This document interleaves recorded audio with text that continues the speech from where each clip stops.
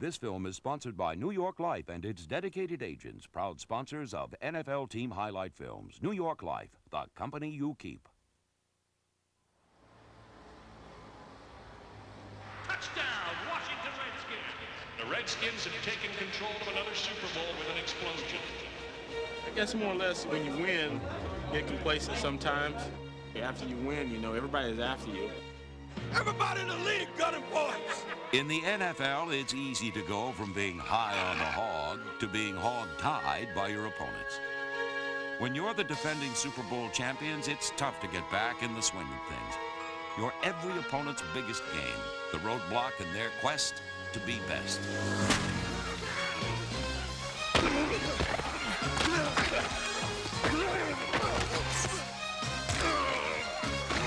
Beginning with the first series of the season, the NFL attacked the Washington Redskins. The toll of the assault would be devastating. Come on, Skins, you gotta get it together! Only 8 players started every game, and it seemed a different lineup took the field each week. The Redskins could have quit many times, but pride proved to be a potent pick-me-up. We are still the reigning Super Bowl champs. People tend to forget that, though. The Washington Redskins never forgot. Want to be winners. Listen, we're not getting paid to play. We're getting paid to win. Now let's go out and get right after, right on the start here, knock them back out the other end. Let's go, baby, let's go! They stretched their season to the second round of the playoffs and then fell to the 49ers. But along the way, they confronted and conquered countless obstacles. Biner's the back. He'll get the call. Here's the counter play. Near side. He's got it easy. Touchdown, Washington Redskins.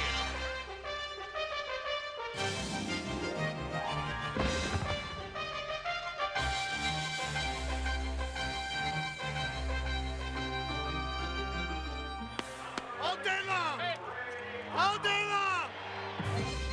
They didn't repeat as Super Bowl champions as they had hoped, but they delivered a crisp and clear message to the rest of the league. We're the Washington Redskins. Don't count us out.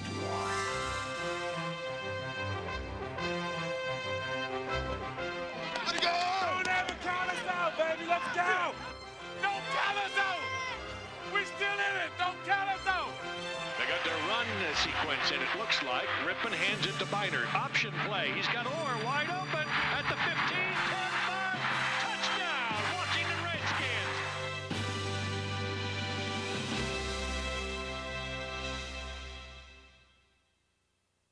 Programs right here. Following a Week 1 loss in Dallas, the Redskins returned to RFK Stadium in search of a winning rhythm.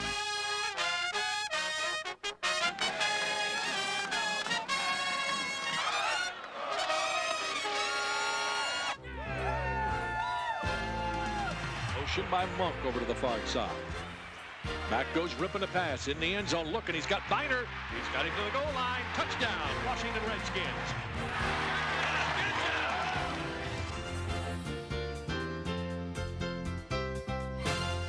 Mark Rippon threw 2 touchdown passes, and a rookie caught everyone's attention by catching an unusual pass, then turning it into a touchdown. Take one back, baby. You know what to do. Yeah, baby. Let's go. Let's go. Let's get fired up. Here we go. There's the kick. I'm talking about It's on the short. return. It'll be Brian Mitchell near side. He'll grab the ball at the 45. Throws it across to Desmond Howard. He's the far side 50. He scoots to the 40. Uh-oh, watch out to the far side 20, 15, 10. Cuts back. Touchdown, Washington Redskins. Oh, was that fun? The rookie's first touchdown on a 55-yard return. Great job, baby. Hey, you ran like a big boy. Like you knew what you was doing, boy. Despite the offensive explosion, it was up to the defense to preserve the win. 9 for the Falcons. They can tie the game in the score. Looks over the middle. Picked off. It's Kurt Kaye in the end zone. That stops the Atlanta drive. The following week against the Lions, plenty of fancy moves were on display, but to the surprise of many, they weren't Barry Sanders. Number 20 did a lot of running, but mostly east and west, as A.J. Johnson and Bobby Wilson shut down all throughways.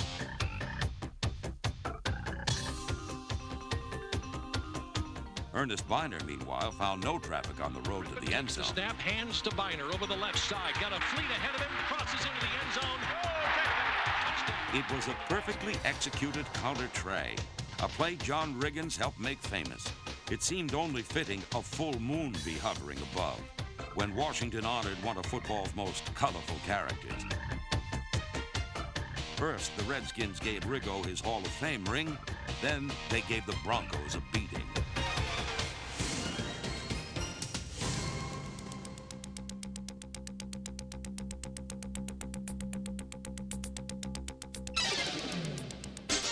Mark Rippon's touchdown pass and 2 rushing scores highlighted a 34-point output.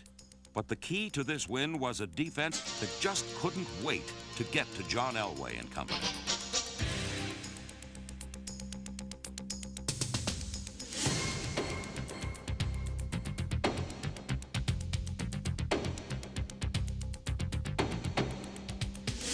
The Redskins sacked Denver 5 times and came away with 4 turnovers.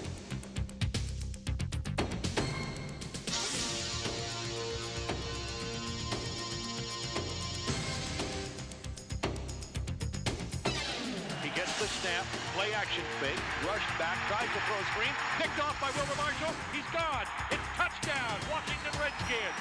The ball batted in the air in a crowd. Wilbur Marshall pulled it out of the air and goes 23 yards for the score. Wilbur Marshall stole the ball and the show on this night, but he couldn't steal the spotlight. That was reserved exclusively for Art Monk, who entered this game needing 7 catches to surpass Steve Largent as the NFL's all-time reception leader.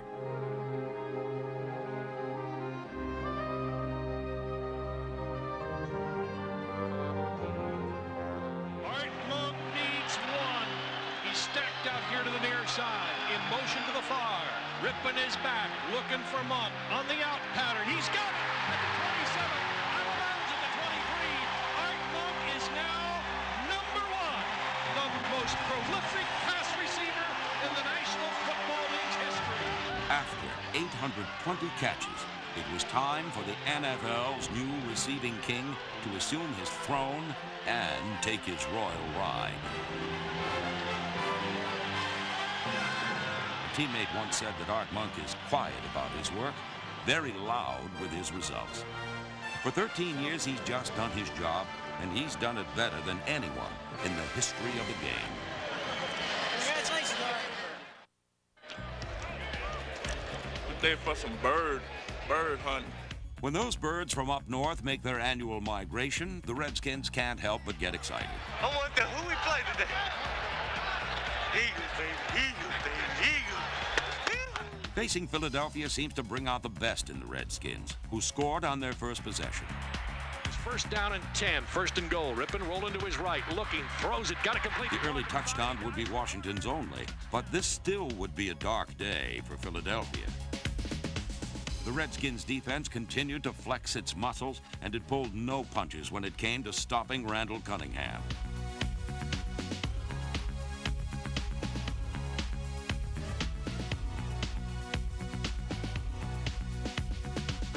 One by one, the Redskins took turns chasing and corralling number 12, who, by the end of the game, had to be searching for some kind of escape route. Through 6 games, Washington's defense had yielded just 7 touchdowns, and every time a big play needed to be made, someone stepped forward.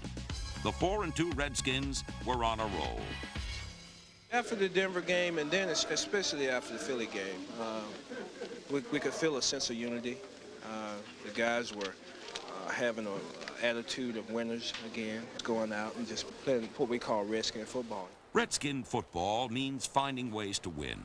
In Minnesota, that meant riding the right leg of number 8, Chip Lohmiller. For the ball game. Snap is good. Hold is good. Kick is up. There's enough there. It's good. Lohmiller from 49 has tied his own Redskins record with his 5th field goal of the day. Field goal, Washington Redskins. Lohmiller enjoyed another solid season in 1992 as he led the NFC in scoring and was part of Washington's typically tough and tricky special teams. Each year, the Redskins find new ways to surprise opponents, And in '92, the king of clandestine acts was the team's most versatile player, Brian Mitchell. Mitchell returned kickoffs and punts, led the special teams in tackles, carried the ball out of the backfield, served as a pass catcher, and even played a little quarterback. But his primary duty was returning kicks, and against New York, he scored the Redskins' only touchdown. Mitchell's going to get a return from the 14 out to the 20, 25, up the middle, 30, breaks it to the 35, back to the 40, he's gone.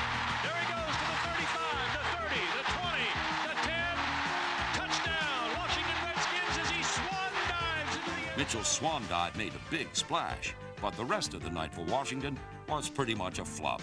The loss dropped them to 5-3, but they rebounded in Seattle. Flat, got it complete out there, wide open as Orr at the 20, 15. Hey! Touchdown! Washington Redskins! What about it? It's a touchdown! Terry Orr scored the Redskins' lone touchdown, and Wilbur Marshall made sure no more would be necessary.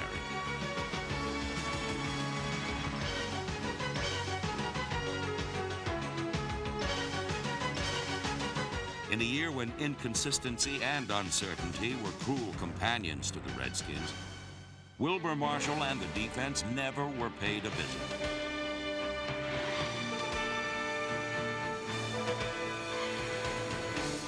Number 58 had his first Pro Bowl season with Washington, registering career bests in tackles and sacks. Fellow linebacker Kurt Kaye, number 54, led the team in tackles and finished only behind Brad Edwards in interceptions. Edwards' 6 picks ranked him among league leaders, but this defense was marked not by great individual achievements, but by a depth rarely seen. 13 different players combined for 40 sacks, and all year Washington had someone new preventing the big play by doing all the little things right.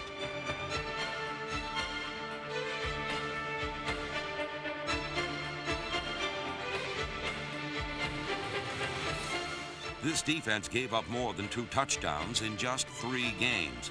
And when it was forced to do more than just stop an opponent, it always found a way to find the football.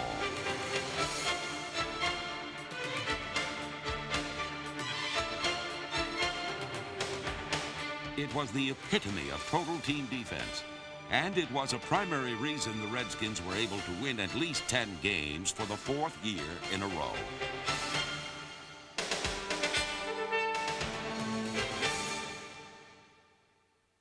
All eyes were on the defending champs who were in desperate need of a win following a pair of road losses at Kansas City and New Orleans. Back at home, baby. We're back at home. Let's get some respect. Everybody make plays. I'm down 1, baby. You gotta get tired of losing and get out. Do something about it. It would be a day of many happy returns in D.C. Jim Lachey and Darrell Green were back in the lineup after lengthy injuries.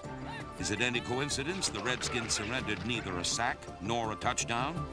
And speaking of returns, Washington reverted to its winning ways by returning 6 Cardinal turnovers. Picked it up by Wilbur Marshall. Out to the near side, 20, 25. Fakes a man to the 30 with a limp leg. Gets to the 35. Bulls his way forward. Breaks a tackle to the 40. Stiff arms a guy at the 40. Flips it back on the reverse on the Alboyd Mays. Far side, Cardinal 40. He dodges a man and now fights inside the 35 to the 33. Bravo! Rosenbaugh has the snap. Play action fake. Rushed up the middle. Gets the pass away. Picked off of the 47. Far side 40. And Edwards to the 30. The 25. Cuts to the 20. He's going to the 10. The 5. Touchdown. Washington. Brad Edwards enjoyed the finest game of his career with a forced fumble and 3 interceptions, and the Redskins' offensive line paved the way for a season-high 4 offensive touchdowns. Hey, you got to be ready here now. Be ready for a quick force and knock his ass out of there. Wear them into the ground today. Wear them into the ground. Got it? Men like Simmons, Brown, Schlereth, Lachey, Jacoby, Elowinibi, McKenzie, and Warren opened holes for Ernest Biner all year, and against the Cardinals, they opened a path to the end zone.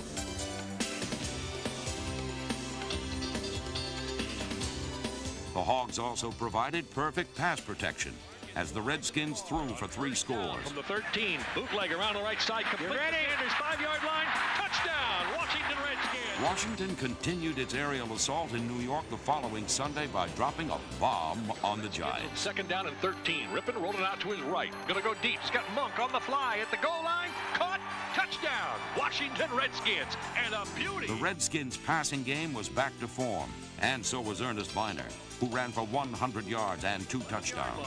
There's the snap, hand to Biner, going left, scoots past the man to the 5, goes to the far side, breaks, dives, touchdown. Washington was now 8-5, heading for a home showdown with Dallas. Get fired up, Big Charles! Come on, Big Charles! Fired up, Big Charles! Called us the dead skins, man. Got to rise up and show them we're about to turn over in our grave. We ain't dead yet. A couple of nails still to be put in it, and we ain't gonna let it happen.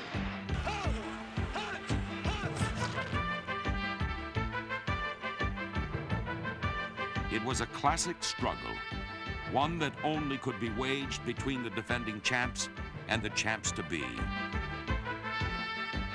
right, baby, we're in a dogfight. It's gonna be a dogfight. One team owned a title which the other so desperately sought, and finding the end zone proved to be a most strenuous task.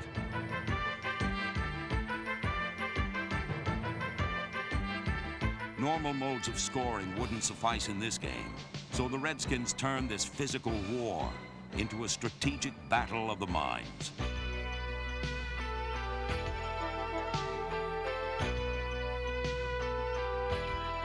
Terry Orr's touchdown helped keep matters close, but Dallas still held a 17-13 lead late in the 4th quarter. What occurred in the final minutes would surprise everyone. Everyone but Charles Mann and Jason Buck. I was kind of sitting there off to myself daydreaming about this. Jason came up to me and hit me in the shoulder and said, "Hey, man, I'm gonna get a fumble and you run it in for a touchdown." And I looked at him and said, "Man, I was just thinking about that. I was just thinking about, you weren't in it, but okay, we'll put you in it." Once again, the Redskins defense being asked to come up with some kind of a big play. I can't believe they're going to pass the ball. I can't either. 2nd and 8. They are. He's going to pass. He's in the end zone. He gets the ball batted, gets grabbed, sacked there. Grabbed in the end zone. The ball still loose. Grabbed by the defense. What's the call? Might be a touchdown for the Redskins. Let's see. I think it is. As this is all happening, I can't believe that it's happening. And I'm saying to myself, wow, this is just what we talked about. I believe I just stopped on the play and just like, wow. The officials are looking under the pile. And we don't have replay. Get in the end zone. He's going back to the end zone, Sam. He hears you. It's a touchdown. I believe it's a touchdown. Let's see. It is. We're waiting. Touchdown. Washington Redskins defense. We ain't dead yet. We aren't dead yet. They said the dead skins. I guess we're back. You couldn't have dreamed it up any better than that.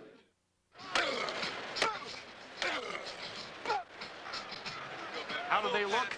Kind of like that scene from Rocky. Remember at the end of the fight, his eyes are all swollen shut, and he's saying, "Cut him, Mick, cut him." That's the way the Redskins are. Battered and bruised, but cut him, Mick, cut him. They limped into the postseason with a pair of heartbreaking losses. But on this day, Washington would show the Vikings and the rest of the league that they should never count out the Redskins, and that it was going to take a knockout to dethrone this champ.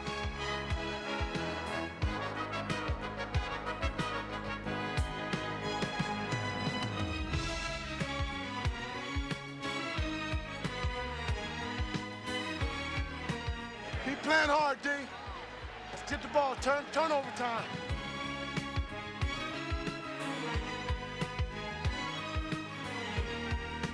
Brad Edwards' interception helped set up a go-ahead score in the 2nd quarter.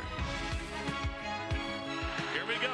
Motion by Middleton. Hand off to Biner. Left side. Fights his way through. Snakes in. Touchdown. Washington Redskins. After winning the early rounds of this fight with might, the Redskins added to their lead by playing mind games with Minnesota. Come on, fake one here. You know, they could give him a direct snap. It looks like he's right behind the center. They did. He's going to run it. I could see it from here. He was lined up right behind the center, 5 yards. It was a shotgun snap. Holy cow. That was really gambling right there. Well, and it worked. Is there any doubt that they came here to win today? Brian Mitchell is the deep back. He'll get the call, cuts it up through the middle. The 5 fights his way to the goal line. Touchdown, Washington Redskins. Brian Mitchell, is he something? Brian Mitchell's touchdown and 209 total yards had Washington on its way to a win. And in the second half, the Redskins made sure that for the second year in a row, they would leave Minnesota with very fond memories. Touchdown, Big O! Redskins leading 17-7. Ripping back to pass, lobbing it deep. Touchdown! Got Clark wide open in the corner, caught. Touchdown, Washington Redskins. Got it good, got it good. Here you go. The 1992 season was one long battle for this team. All year, they battled injuries, they battled inconsistency, and they battled an opponent who each week wanted to walk off the field saying, "We just beat the world champs." But the world champs defended their title with honor. Now, as they change from the hunted back to the hunter, they will have to do it without Joe Gibbs. Proud of you, man. Proud of you. Change occurs pretty regularly in Washington, but for 12 years, fans have been able to count on the winning consistency of Joe Gibbs. He leaves football with 140 victories, a winning percentage of nearly 700, and 3 Super Bowl championships. And I want you to know that each one of you has a small piece of this trophy today. He poured his heart into the Redskins and from the very beginning knew it was his responsibility to make them winners. I think at the end of the season, it'll be the time that we judge, you know, how well we've done this year and what kind of coaching job we did. But I've got everything I think it takes. You know, if I screw this up, it's going to be me doing it. Gibbs couldn't have failed. He worked too hard in preparing his teams and was one of those rare coaches who could teach and motivate at the highest level. With teams, let's hit it rolling now. Let's earn this thing today. Nothing gets away from us. Let's earn it today, okay? Hey, we ain't made a play yet. We're going to start making them in a minute now. We'll start making them. Everybody keep your head up. Stand. Play action fake. Williams going up top. Got Sanders on the fly at midfield. He's gone. Touchdown, Washington Redskins. Joe Gibbs plans to spend more time with his family now, but he'll never forget the family he has with the Washington Redskins. Congratulations, Mr. Coach. Congratulations. Great job. Thanks for letting me do this. Oh, no. Yes, sir. All right, way to go, man. Hey, let's win. Hey, let's win with style, man. Win with style. Great job. Hey, proud of all of you. Proud of all of you, man. There's some great memories in there about a lot of the players I coached, a lot of fun guys. I'll probably enjoy them more the older I get. I've often joked, you know, I'll be sitting on some corner with some guy and say, hey, you know, I coached the Washington Redskins. Look over and go, hey, this guy's nuts. I am thrilled that I get to, and one of the few guys that was in a classy organization that gets to have all of the coaches continue doing what they're doing. I can step aside and turn it over to Richie. I am thrilled at that. I think the Redskins are in great hands. We now look to the strength and something that I'm terribly proud of, the depth of intelligence and sturdiness of the Redskins organization. I've decided Richie Pettibone will be the new head coach of the Redskins. As a fiery defensive back from 1959 through 1972, Richie Pettibone had 48 career interceptions. Since 1978, he has been designing Washington's defense. He will prove to be a worthy successor to one of the most successful coaches in football history, and no doubt will maintain the Redskins' winning tradition. This time, I'd just like to thank everybody for giving me this opportunity, and you know, as I promised Mr. Cook yesterday, I won't let him down. Believe me, we will continue. Hi, I'm Steve Sable. As we've just seen, the 1992 season marked the end of a glorious era in Washington. Joe Gibbs decided to step down as head coach, and it must have been a difficult decision for him. But the decision owner Jack Kent Cooke had to make concerning Washington's new head coach, well, that was an easy one. Longtime defensive coach Richie Pettibone will lead the Redskins into a new era. And the offseason has been busy, and the Redskins have made some significant additions to their already strong squad. Let's take a look now at what we can expect from Richie Pettibone's 1993 Washington Redskins. When the Redskins take the field this season, they won't see the familiar face of Joe Gibbs, but it hasn't taken their new leader long to sound like a head coach. I think we can improve ourselves in any area that you could pick out. I mean, we need a cornerback, we need a running back, we need a wide receiver. You can make a case for a pass rusher, a linebacker. Things may not be as desperate in Washington as Richie Pettibone makes them out to be, but if the Redskins are to improve, they must receive better play from their quarterback. Mark Rypien looked dazed and confused at times in '92. Coming off his remarkable '91 season, some sort of letdown had to be expected. But to go from Super Bowl most valuable player to the lowest rated passer in the NFC was quite a drop. Mark has received a lot of criticism, over the year he had, and Mark knows as well as anybody that he didn't have a great year. I've always felt that quarterbacks are blamed too much when you lose. I think they get too much credit when you win. We had offensive line problems, we had receiver problems, a lot of things that, quarterback really can't control. So if we can stay healthy up front and everything else falls in place, I'll look for Mark to come back and have a good year. A plethora of injuries made '92 a tough year for the Hogs, but they still yielded the second fewest sacks in the league. If they can give Rypien time to throw, Washington's passing attack might return to its championship form of 2 years ago. Second-year man Desmond Howard and former Bengal Tim McGee will help fill the void left by Gary Clark, and Ricky Sanders and Art Monk should remain reliable targets. Gotta get that ball back. We need one more score. Rypien looks left, checks off, looks right, going deep, got Sanders wide open, caught at the 25, 20, 10, 5, far side, touchdown, Washington Redskins. Play action fake by Rypien, last play of the quarter, throws it up near side for Monk, grabs it at the 20, bobbles it, pulls it in at the 10, touchdown, Washington Redskins. While the game's all-time reception king continues to provide leadership to Washington's air assault, Ernest Biner does the same for the ground game. In just 4 years, he has already moved into third place on the team's all-time rushing list. Let's move the chain!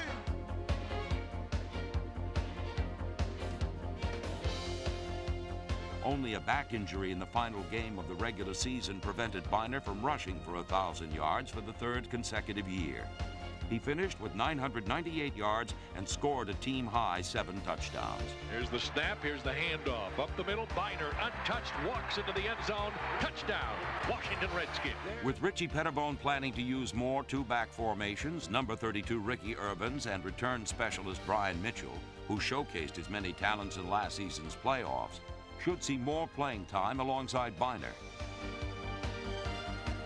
Brian Mitchell, probably one of the most versatile, best athletes we have on our team. Definitely has running ability, and he can do just about anything, and his role is definitely going to be expanded. While Mitchell may be the team's most improved player on offense, that distinction on defense could belong to linebacker Kurt Kaye.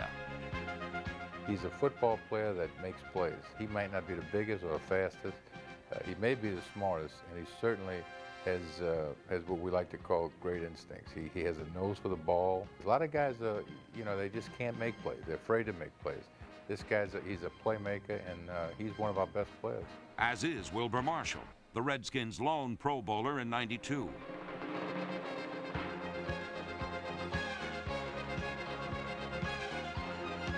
Marshall and Kaye provide a solid base at linebacker, and Darrell Green, who missed 8 games last year with a broken arm, and Brad Edwards should do the same in the secondary.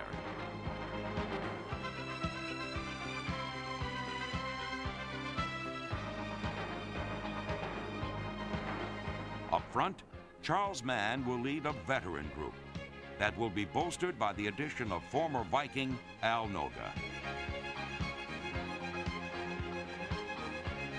Noga spent 5 seasons in Minnesota. He's a proven player who should be able to make contributions immediately. The kind of pickup Washington seems to make each offseason. The kind that still had the experts expecting big things from the Redskins. I think this is a team growing old, but a team that year after year finds ways to plug gaps and to get players who are good enough to fit into their scheme and win. It could be a funny year in Washington with a new man in charge. But Richie Pettibone and his staff won't leave anything to chance. They'll no doubt carry on the winning ways of the Redskins and settle for nothing less than another Super Bowl title. When I say the name Vince Lombardi, your immediate thoughts are probably the Green Bay Packers, and with good reason. Lombardi's exploits in Green Bay are well known, even by the most casual of football fans. But what most people don't know about this legend is that he finished his coaching career in Washington. Prior to Lombardi, the Redskins, they weren't any very impressive bunch. In fact, if you check the record books before the start of the 1969 campaign, you would have had to go back 14 years to find a winning season in Washington. But all of that changed when Lombardi arrived. In the same year that man walked on the moon, the Redskins took some giant leaps of their own. Lombardi's strict discipline and unyielding desire to get the maximum effort from his players turned a team of perennial losers into winners for a season and for life. By the late 60s, the Green Bay Packers of Vince Lombardi had won 5 world championships in 7 years. With seemingly few worlds left to conquer, Green Bay's inspirational leader left his head coaching position to become the team's general manager. But after just 1 season away from the playing field, a restless and bored Lombardi returned to the coaching ranks with a new team in a new town. I have no preconceived notions about any personnel on the Washington Redskins, none whatsoever. And that's the way I'm going to approach this. Everybody starts off fresh. Everybody starts off with a new face. When do you expect to have a winner? The first year, the second? I'd like to have a winner the first year, if possible. I think he needed that challenge. He thought, hey, I've done it all. I've won 3 world championships in a row. You know, I've brought this team to prominence. Now it's time to turn it over to somebody else. And I think he thought it was time to give it up, but it really wasn't. You're doing something that you enjoy doing more than anything else in the world. So why not do it as long as you can possibly do it?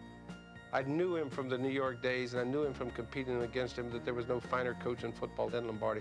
I didn't play in 1968, but when he came out of retirement in 1969, I wanted to come back with Lombardi and be a player coach. I knew the team would come together, and I knew that what he could do was change the mental attitude of a football team. He did it when he went to Green Bay. I knew he'd do it in Washington, and I wanted to be a part of it. To succeed, Lombardi would also have to win over the Redskins' best player, the talented but mischievous Sonny Jurgensen. I didn't break curfew with him because he was the only coach that I ever played for that never mentioned my weight. And from the first meeting, he never said, "What do you weigh?" And it was very understandable because the first practice we ever had, he almost killed me with exercises. He knew I would be in shape. He didn't have to mention my weight or anything. He knew that he was going to condition me. He pressured us so much in practice. Playing in a game on Sunday was just a mere piece of cake. Vince scolded me in front of the team about fumbling in practice, and he made me carry football around with me for an entire week. It was the most embarrassing experience during the training camp. Walking into a grocery store with a football, and people are looking at you in a strange manner. Going to church with a football in your hand. If you wanted Vince Lombardi off your back, you learned to do things as he wanted them done.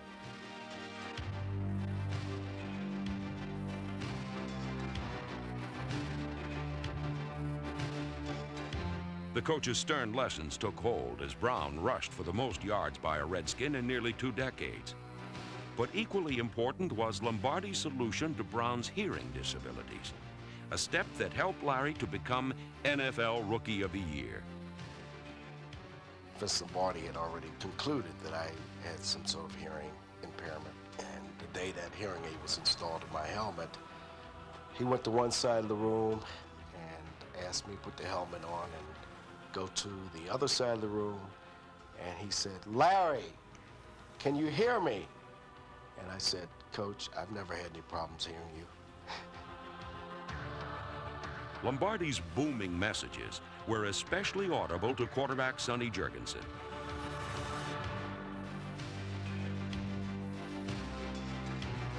Lombardi's offensive scheme made Sonny the NFL's leading passer. But the Redskins quarterback also learned that his coach did not always measure success in traditional ways. If I threw a ball on 1st and goal for a touchdown, he would get mad. He would get mad. If I'm on a 3-yard line and throw a touchdown pass, he would chew me out. And the reason being, he said, "I know you can throw touchdown passes." He said, "But why don't you let the rest of the team participate in the score by running the ball in? That lifts everybody up." He said, "You've just enjoyed yourself out there throwing a touchdown. Don't do that anymore." In a decade of coaching, Lombardi had fielded only winning teams. But the '69 Redskins were simply not talented enough to beat the NFL's best. And by late season, hopes for a winner in Washington were flickering. On a chilly December day in Philadelphia, the Redskins were trailing the lowly Eagles, and an angry Vince Lombardi had seen enough. He was obviously unhappy with our performance in the first half, and he stared at us and then he said, "If someone was running down the street with everything you own on his back, you better stop him." And I think that message hit us extremely well because we came out on the field and we were more aggressive, and we were very fortunate to go on and win the game.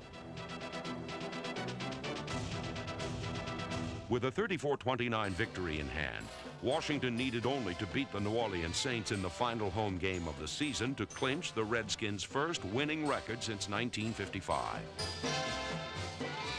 We were playing at home, and we were playing the Saints, and it was on the line to have a winning season.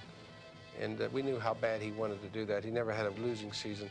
We wanted it for Lombardi, more so than we wanted it for ourselves.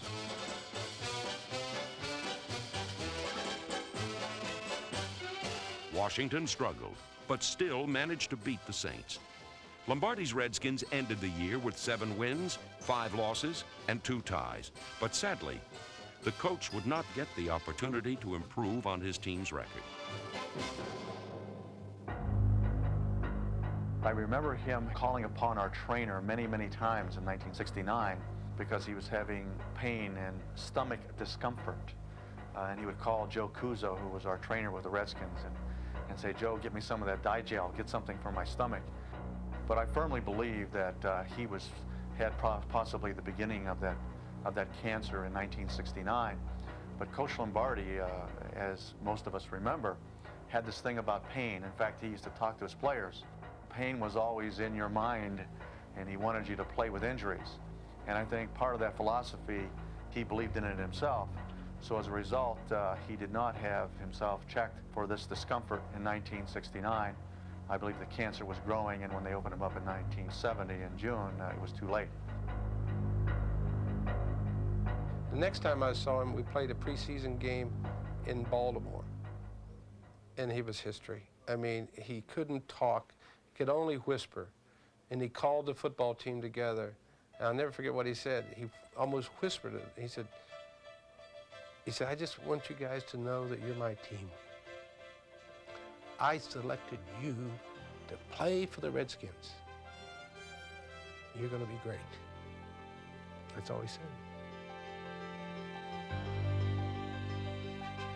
Vince Lombardi coached the Washington Redskins for only a season, but his influence still endures. In 1 year, he revitalized a team, altered careers, and sustained memories that will last a lifetime. The whole time he was in Washington that year, I worked harder. I had more fun. I was in better condition, enjoyed football more than any time in the 18 years. And if I had to pick a highlight out of 18 years of Sonny Jurgensen's career, it would be 1969 under Vince Lombardi.